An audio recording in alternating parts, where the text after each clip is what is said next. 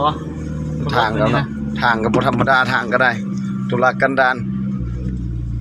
วิวก็งามอยู่ดอก มาแถวพวกคุณตะกี้ก็ไต่ไฟ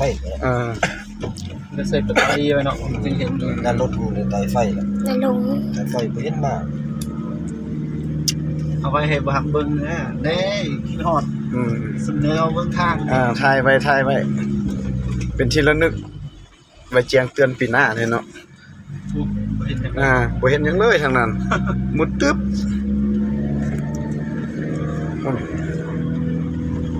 ปั่นมือคืนเอารถอืม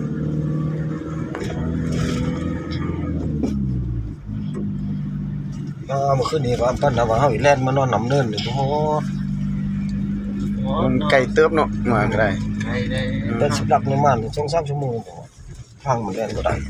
บ่ได้2ชั่วโม มาง กลางคืนยังหายเลยนี่หมดปุ๊บ มันสิย่างนำทางนี่เด้แล้วก็